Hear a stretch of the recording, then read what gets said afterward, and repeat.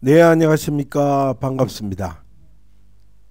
역사시대 이후 동아시아 역사는 대흥한 산맥 세력과 태영 산맥 세력과의 지정학적 투쟁사라 해도 지나치지 않은 역사입니다.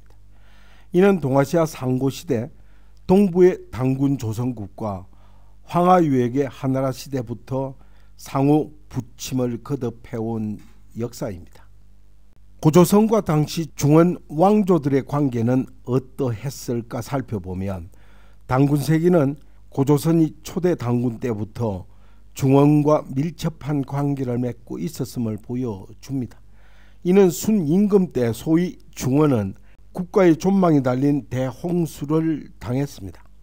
그리고 그 전에 단군 조선의 도움을 보위에 오른 순임금은 9년 동안 계속된 물난리도 단군 조선의 도움으로 해결했던 것입니다. 그 결과 순임금은 정치적으로 더욱 단군 조선에 예속되었습니다. 그리고 우임금이 세운 하나라도 단군 조선에 예속되었습니다. 그리고 우임금은 아버지 권위 치수에 실패하여 순임금에게 처형을 당한 후 그 뒤를 이어 치수 사업을 맡아보던 관리였습니다. 순임금을 대신하여 참석한 도산회의에서 우임금은 단군 조선의 태자 부루에게서 오행치수법이 적힌 금관옥첩을 받습니다. 이 비법으로 홍수를 해결하고 인심을 얻어 나중에 순이 왕위를 물려받아 하나라를 열었던 것입니다. 이 하나라는 마지막 군주 걸왕에 이르기까지 내내 단군 조선을 상국으로 모셨던 것입니다. 그리고 하나라에서 상나라로 중원의 왕조가 교체되는데도 고조선의 힘이 작용했던 것입니다. 이는 상나라 초대 임금인 탕이 하나라 임금 폭군 거를 정벌하고자 하였을 때 13세 헐달 단군이 처음에는 거를 지원하였으나 걸왕의 포악한 정치가 개선되지 않자 결국 탕의 손을 들어 주었던 것입니다. 그리고 상나라는 동북방을 존숭했던 것입니다. 그래서 상나라 말기 도읍지였던 하남성 안양시 은어의 유적과 궁전 성벽 무덤 등은 모두 동북방을 향하고 있습니다. 왜냐하면 상나라의 동북방에는 고조선이 위치하고 있었기 때문이었습니다. 단군조선은 회수와 태산 지역의 제후들을 평정하고 그곳에 설치한 분조를 순임금으로 하여금 감독해 하였고 현 산동성 교남시 낙양성에 감호소를 설치하여 우임금과 순임금의 정치를 감독하여 순임금으로부터 분조에 관한 일을 보고받았던 것입니다. 이로 볼 때 서경에 기록된 사건동구라는 구절은 순임금이 동방의 천자를 아련하였다는 뜻으로 해석됩니다.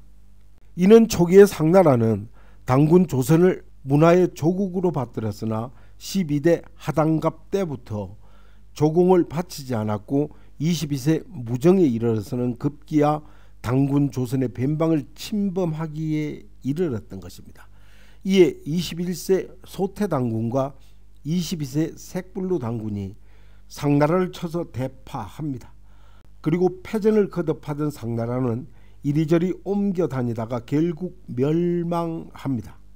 그리고 상나라 다음으로 서안에서 550년 동안 중원을 지배한 주나라는 일반적으로 한족이 일으킨 나라로 알려져 있습니다. 그러나 창건자인 문왕과 무왕은 그들의 시조설화에서 알 수 있듯이 바로 동이족 출신들입니다. 그리고 상나라 군대를 상대하기에 역부족이었던 주나라가 창업에 성공할 수 있었던 것은 바로 동이족의 지원을 받은 덕분이었던 것입니다. 하여 주나라 건국을 도운 동이족 그 대표적 인물이 바로 강태공이었습니다. 이는 무왕이 나중에 강태공을 산동반도 지역에 있는 제나라에 봉한 것도 이 동이족 출신인 그를 주황실의 비협조적인 그 지역 동이족을 다스릴 적임자로 보았기 때문이었던 것입니다. 하여 문왕과 무왕 이후 주나라는 앞선 왕조와 마찬가지로 단군 조선의 조공과 방무를 바쳐 예를 표시합니다. 이는 요컨대 고조선은 동북아의 천자국이었으며 하상주 3국의 왕조는 모두 고조선에게 정치적 지배를 받았던 것입니다. 이는 송미자세 홍범구주편에는 우임금이 치수를 맡으니 하늘이 우임금에게 홍범구주 등을 내려 치수에 성공하게 되었다라고 적고 있고, 또한 5월 춘추 월왕 무여외전에는 붉게 수놓은 옷을 입은 남자를 보았는데 그 남자가 나는 현희의 창수사자이니라 하였으며, 이후 우는 석 달 동안 목욕 재개를 한 후 산에 올라 금간 옥설을 얻었으니 이 책은 치수법을 적은 요결이라 기록하고 있습니다. 또한 사공우가 금간 옥첩을 받아간 것과 관련된 기록은 5월 춘추 역대신선 통감과 응제시주 세종실록 동국여지성남 동사강목 묵자 등에 확인됩니다. 그러나 중국이 중화주의 사관으로 쓴 5월 춘추는 부르태자를 창수사자라 말하며 은혜를 입은 실체를 감추었고, 또한 창수사자가 우의 꿈에 나타나 비법을 알려준 것으로 기록하여 우가 순전히 자신의 현몽으로 국난을 해결한 것으로 왜곡했던 것입니다. 이는 조선시대 응제시주와 세종실록 지리지는 우임금이 도산에서 제후들과 회동을 할 때 태자 부르를 보내 조회하게 하였다라고 하여, 이는 당군조선이 오히려 하나라 속국이었던 것처럼 주객이 전도되게 중국에서 기록했던 것입니다. 그리고 황제령과 염제령과 함께 중국의 3대 보배라 하는 소위 우왕비가 있습니다. 이 우왕비는 원래 남악 형산의 구루봉에서 발견되어 구루비라 하며, 이 구루비는 송나라 때 실종되었다가 약 1000년이 지나 깨진 채로 사찰의 담장으로 쓰였던 것을 2007년 6월에 발견한 것이라 합니다. 또한 남악 형산 70봉의 하나인 앙록산의 산정에 있는 우왕비는 송나라 시대 하치가 탁분을 하여 만든 복제품이 되며, 이 비의 머리 부분은 1935년 6월에 비를 보호하기 위하여 정자를 세우면서 생긴 것입니다.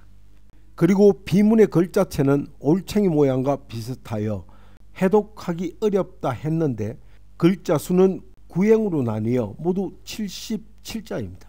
하여 비문의 주요 내용은 우의 치수 공적을 적은 것이라 합니다. 그리고 요손 선양은 거짓으로 당군조선의 힘으로 순임금이 나라를 넘겨받은 것입니다. 요 임금이 양회한 배경은 치우천왕께서 서쪽으로 타계를 정벌하고 남쪽으로 회대를 팽정하여 산을 헤치고 길을 내시니 그 영토가 만리였습니다.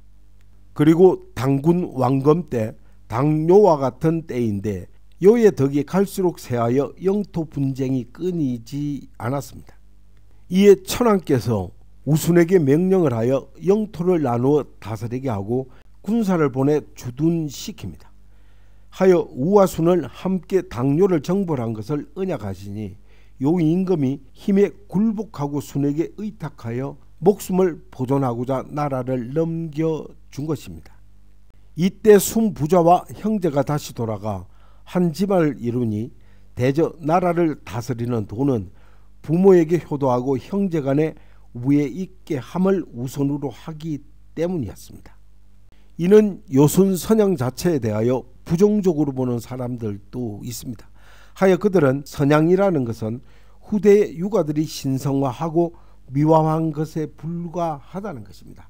하여 실제로는 순이 요로부터 대권을 찬탈하는 것이라 했습니다. 이를 가장 일찍 회의를 표명한 사람은 바로 순자인데, 순자는 정론편에서 무릇 요손 선양은 허언이라 이는 소견이 천박한 자가 전한 것으로 견문이 좁고 적은 자의 설이다 했습니다. 그리고 전국시대 말기 한비자는 이 선양 사건을 승인하지 않았을 뿐만이 아니라 반대로 순과 우가 제위를 개성한 이유를 신하가 임금을 시해한 결과라고 설명한 것입니다. 이는 순이 요를 협박을 하고 우가 순을 협박하고 탕이 거를 협박하고 무왕이 주를 정벌한 이 사인의 왕자는 신하가 그 임금을 시해한 것입니다. 이는 한비자설이라고 격렬하게 비판을 합니다. 그리고 고대 사서인 죽석이년은 순이 요를 가두고 아들 단주도 못 만나게 했다라고 하여 찬탈이라 전합니다. 그리고 괄지서는 죽석이년을 인용하여 서교덕표 위순소외야 순국요 사불여부 상견이라고 적었는데, 이는 요가 먼저 순에게 연금을 당하고 나중에 아들 친구들과 만나지 못하게 하였다는 것이며, 이로써 피파하여 그를 강제로 양위하게 했다는 것입니다. 그리고 당대 유지기는 자신이 저술한 사통 가운데 금총 세어를 인용해 순이요를 평양으로 내쫓았다고 설명을 하고, 또 순은 우에게 창호까지 쫓겨가 죽었다고 설명합니다.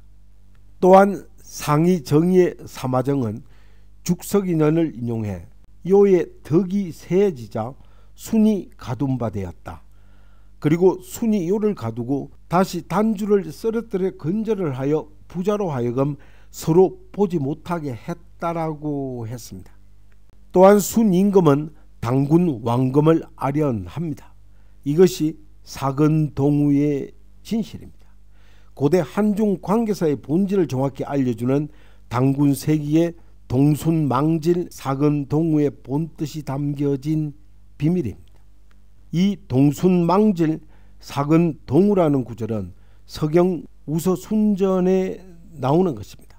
즉 순임금이 동쪽 지역을 순회하여 태산에 이르러 시 제사를 지내고 산천을 바라보며 차례대로 제사한 뒤 마침내 동방의 천자를 찾아 뵈었다라 했습니다. 여기서 동우는 결코 제후가 아닙니다. 그런데 중국 사가들은 한결같이 동우를 동방제후라 했던 것입니다. 또한 요즘 나오는 서경 번역서들도 모두 중국 측 억지 해석을 그대로 추정하는 한심한 실정입니다. 여기서 후는 강의자전에서 밝힌 것처럼 군주를 지칭하는 말이지 제후를 말하는 것이 아닙니다. 강의자전에는 근자는 하연상, 즉 아랫사람이 윗사람에게 문안 드린다는 말이 됩니다. 하여 강의자전은 천자가 저기를 하면 제후들이 북면하여 천자께 아련하는 것을 일러 근이라 한다라고 했습니다. 따라서 제후인 순임금이 그 종주국의 천자인 당군 왕금을 아련하였다라는 것이 서경 사근동우의 본 뜻이 되는 것입니다. 하여 이 서경의 이 구절이야말로 고대 한중 관계사를 사실 그대로 극명하게 밝힌 매우 중요한 대목입니다.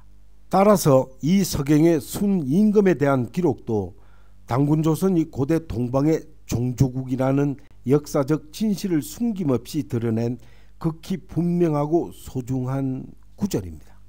하여 여기서 서경의 본뜻을 살려 원문을 해석하면 순임금이 요 임금에게 왕위를 물려받은 뒤 차례로 천신과 산천의 제사를 지내고 동방의 천자이신 당군 왕금을 찾아 뵈었다가 되는 것입니다. 여기에 동방 고대 문화의 역사의 비밀이 다 들어 있었던 것입니다. 하여 순임금은 동방의 주인이 되었습니다 라고 하늘에 고하고 나서 자기들을 다스리는 동방 천자를 찾아뵙고 예를 올린 것입니다. 그러니 하나라와 은나라의 패권 다툼의 성패는 바로 당군 조선에 있었던 것입니다. 이는 13세 흑달 당군 가보 16년, 그러니까 BC 1767년 이해 겨울에 은나라가 하나라를 정벌하니 하나라 거랑의 구원을 청한 것입니다. 이에 단제께서 음차인 말랑으로 하여금 구안의 군대를 이끌고 가서 싸움을 돕게 하니 은나라 탕왕이 사신을 보내 사죄합니다. 이에 말량에게 어명을 내려 군사를 되돌리게 하였는데, 그러나 하나라 거랑이 조약을 위반하고 병사를 보내 길을 막고 약속을 깨려 했던 것입니다. 또한 성탕이 거랑을 치려하자 이윤이 말하기를 청컨대 거랑에게 바치는 공물을 막고 그의 행동을 살펴보십시오라고 했습니다. 그러자 거랑이 진노하여 구위에 군사를 일으켜 쳐들어오자 이윤이 말하기를 아직 때가 아닙니다. 저들이 아직도 능히 구위에 군사를 일으킬 수 있다는 것은 잘못이 우리에게 있기 때문입니다고 했던 것입니다. 이에 성탕은 사죄를 하고 다시 공물을 바칩니다. 그리고 이듬해 당왕이 다시 공물을 끊어버리자 거랑이 노하여 다시 구위의 군사를 요청했으나 움직이지 않았습니다. 그러자 이윤이 됐습니다라고 말하자 당왕은 마침내 군사를 일으켜 잔당을 토벌하니 거랑은 남소씨 땅으로 도망했다고 기록되어 있어 이는 당군세기 기록이 역사적 사실이라는 것을 입증하고 있는 것입니다. 이와 같은 서론의 기록은 하나라 은나라 교체 시기에 성탕이 포악무동한 거랑을 내쫓고 은왕조를 세울 수 있었던 것은 두 나라 간의 패권 싸움에서 승패 관건을 쥐고 있던 구위 곧 당군조선의 강한 영향력 때문이라는 사실을 명백히 이 당군세기 기록이 이를 입증해 주는 것입니다. 그리고 은나라 왕 무정의 기방 공격 기록에 은나라의 갑골문에서도 당군세기 기록이 사실임을 입증하는 유물과 유적이 발견됐습니다. 즉 BC 1291년 당군조선 21대 소태당군 제위 때 은나라 왕무정이 기방을 쳤다는 기록이 당군세기에 남아있는데 과연 은나라 갑골문에서는 은나라 기방 정복 사실에 대한 기록이 나타나서 세상을 깜짝 놀라게 한 것입니다. 이는 당군세기는 이토록 확실한 역사적 근거와 고고학적 근거를 증명하고 있는 것입니다. 그리고 21세 당군 소태 제위 47년경인 경인년에 은나라 왕 무정이 전쟁을 일으켜 이미 기방을 물리치고 나서 다시 대군을 이끌고 sak도, 영지 등의 나라를 침공하다가 우리 군사에게 대표하여 화친을 청하고 조공을 바쳤다고 당군세기는 적고 있습니다. 그러나 위선론자들은 주역의 63번째 캐에 이미 나오는 말이라고 반론을 펼지 모르나 이 역사서도 아닌 주역에서 하필 그 구절을 선택해서 인용할 이유는 없어 보인다는 것입니다. 하여 국내에서 갑골문의 본격적 연구가 시작된 것은 불과 1990년 이후입니다. 그러니까 기방은 지금의 중국 산사성 북쪽 내몽골 음산 산맥 일대에 살던 족속들입니다. 하여 은나라 때는 빈 지역에 살던 주나라 조상인 고공담보가 이들의 침략을 피해 기산 남쪽 위수지역으로 옮기기도 했습니다. 이를 당군세기의 21세 소태당군 47년 조의 기록이 초기 갑골문 기록에도 똑같이 나타나는 것은 바로 이 당군세기의 사료적 가치와 신빙성을 입증하는 것입니다. 그리고 한무제는 전쟁에 이기고 왜 승리한 장수들을 다 죽였는가 하는 것입니다. 사기 조선전에 보면 한무제는 양복으로 해군을 이끌고 제나라 산동 반도로부터 발해를 건너고 순체는 육군을 거느리고 요동으로부터 위만을 쳤습니다. 이 당시 발해란 현재와 같이 산동반도와 요동반도 사이에 있는 바다를 말하며 요동은 만리장성 사이로 산해관에서 출발했고 위만의 도읍지인 왕금성은 발해 북쪽과 만리장성과 요하 사이에 있었음을 알 수 있습니다. 즉 왕금성은 폐수의 동쪽에 있었는데 이 폐수는 대동강이 아니라 나나 또는 대능하이며 그리고 왕금성은 대청 일통지의 광령현 동남에 있다고 했습니다. 그리고 전쟁의 결과에 대하여 사마천은 사기에서 우고는 지세가 험하고 견고한 것만 믿다가 나라의 대가 끊어지게 하였고 서파는 공을 도둑질했다가 적의 군사에게 머리를 잃었으며 누선은 장졸이 적은 것을 가지고 어려운 일을 당해서 제 허물을 벗어나려 했다. 그리하여 버물을 잃고 도리어 의심을 받았다. 그리고 순체는 공손수와 더불어 전공을 다투다가 둘 다 함께 죽임을 당해서 양쪽의 군사 모두 욕되었으며 장수로서 후에 봉해진 사람이 없었다 했습니다. 그렇다면 승리자는 누구인가? 하여 전쟁의 결과를 보면 한도, 우거도 모두 패한 전쟁인 것입니다.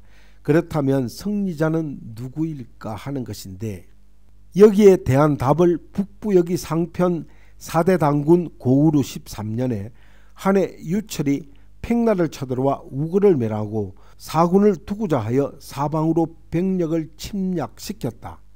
이에 동명 고두막이 의병을 일으켜 가는 곳마다 한해 침략국을 연발을 하자 그 지방의 유민들이 사방에서 응하여 도움으로 고두막군이 크게 떨쳤다고 했습니다.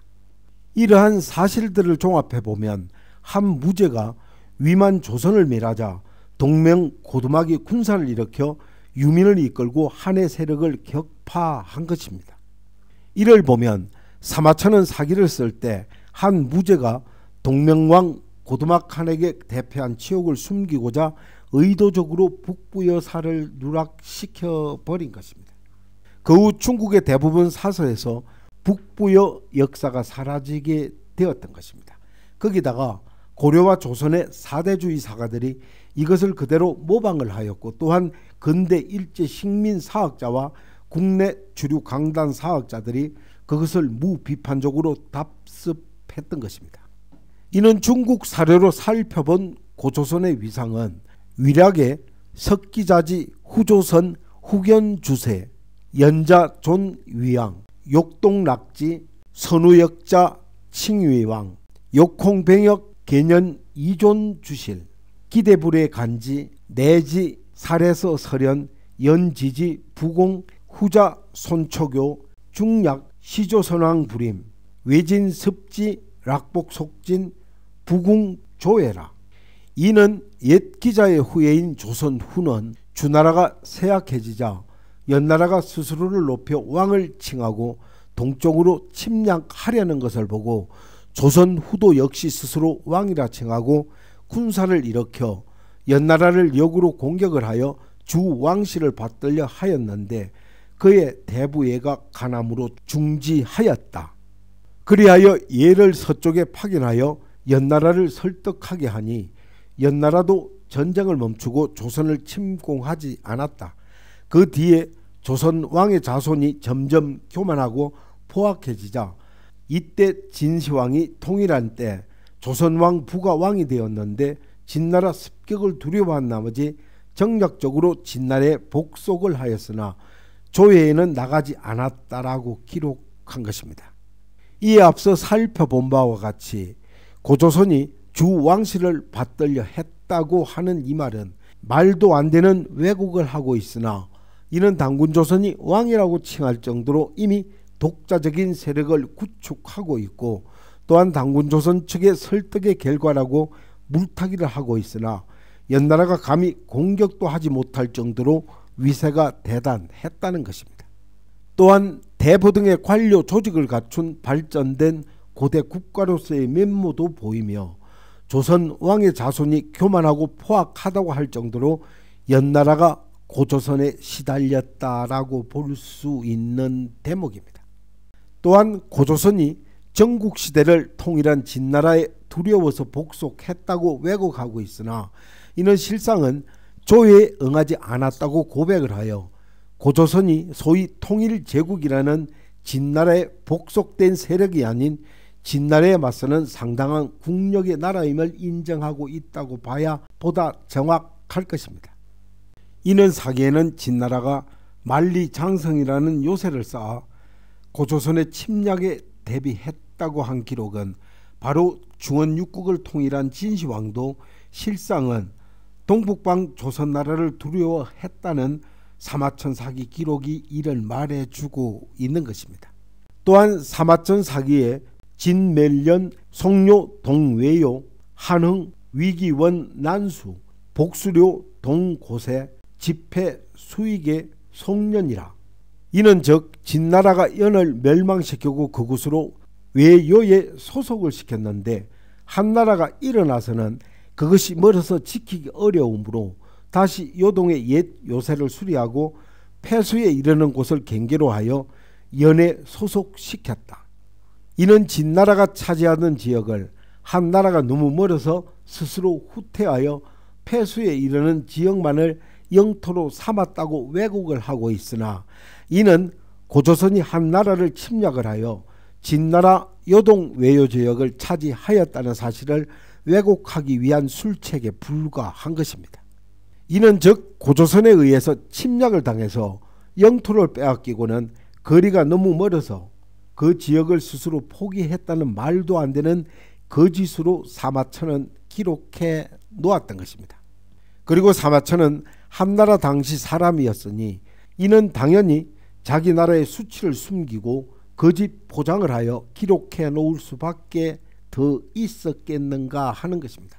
하여 또 사기에 기후 연유 현장 징계 위질 어호 호심신지라 했는데, 이는 연나라는 현명한 장수 징계가 있어서 동호의 인질로 갔었는데 동호가 그를 상당히 신임하였다라고 했는데, 이를 신채우 선생을 포함한 참 민족사학자들은 이 동호를 고조선 2층이나 고조선에 소속된 세력으로 보는데, 연나라는 동호의 장수를 인질로 보낼 만큼 동호의 압박에 시달렸던 얘기를 그들 스스로 실토한 것이나 다름없는 것입니다. 네, 감사합니다. 이만 마치겠습니다.